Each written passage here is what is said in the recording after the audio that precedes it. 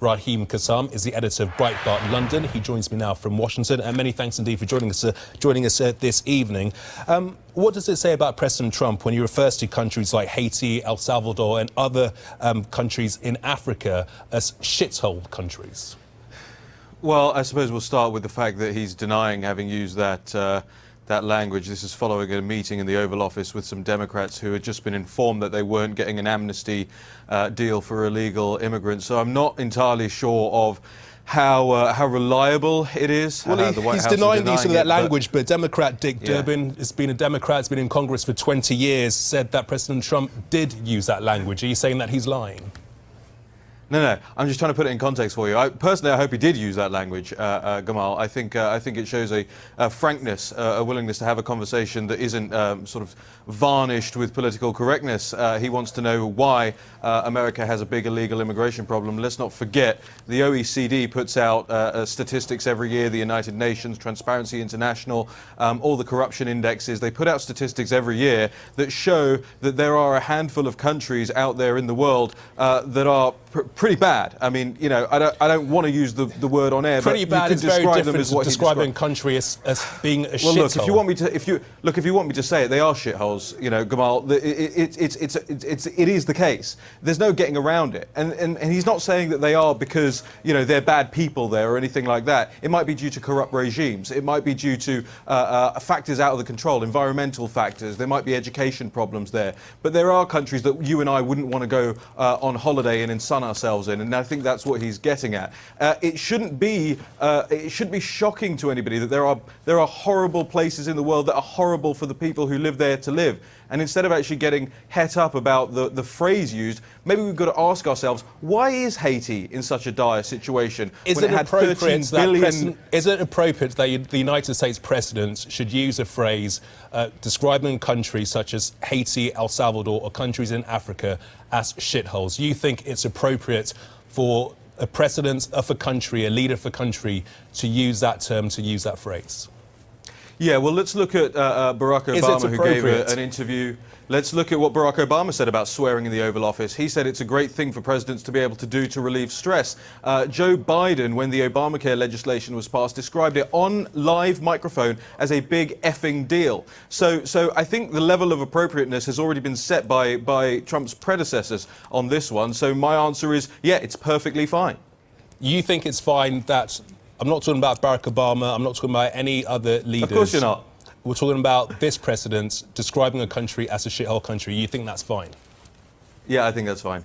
OK, what about President Trump saying that he's not going to come to the United Kingdom and open this embassy? What is your thoughts, your reflections on that? Well... Oh, have we lost him? Have we lost Raham? What a crying shame.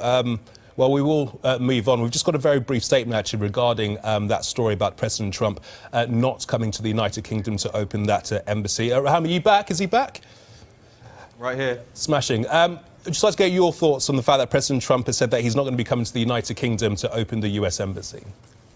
Yes, well, I don't blame him. You know, you have a situation whereby Sadiq Khan, as the mayor of London, has really been tub-thumping, trying to get President Trump not to attend, said multiple times he's not welcome in the capital, really fomenting a situation where you might have some riots or street protests if the president came to open that embassy. By the way, I think the president's wrong when he says that the embassy in South London is a bad deal. I think firstly, it wasn't Obama who approved that embassy. It was George W. Bush who approved that embassy. Secondly, it didn't cost the American taxpayer anything because they actually sold off a bunch of buildings to pay for it. So I think he is wrong on that. I think he should have come out and told the honest truth, which is that he doesn't particularly want to visit Sadiq Khan's London, which is the acid attack capital of the world per capita, where you have in the last year soaring knife crime, soaring burglary, soaring rape, soaring youth homicide.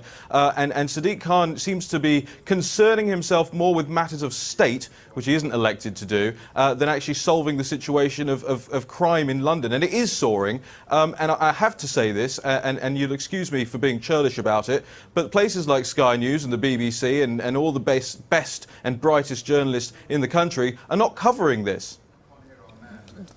What do you mean? Well, every single day we are covering stories about whether it's knife crimes or attacks, where they happen up and down the country. What proof do you have? So Gamal, what's the proof is, can you answer me, what's the, at what rate did knife crime go up by in London last year? I'm asking you, I'm interviewing you, what proof I know. do you have? Well, I know.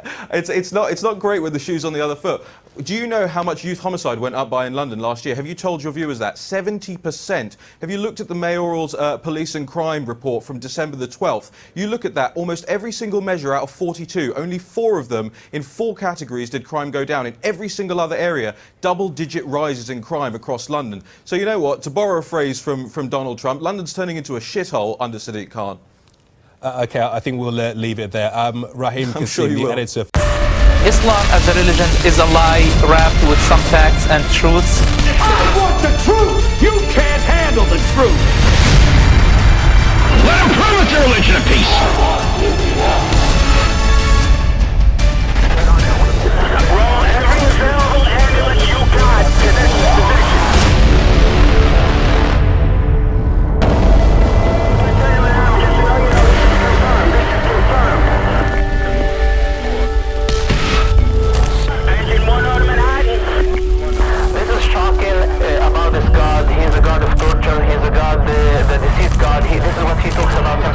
There's a bomb going off, or a car going up in flames, and it's Muslims screaming for the blood of Christians, or Jews, or anyone they hate. Page after page is about religion, a religion that teaches convert or kill. Let them prove it's a religion of peace.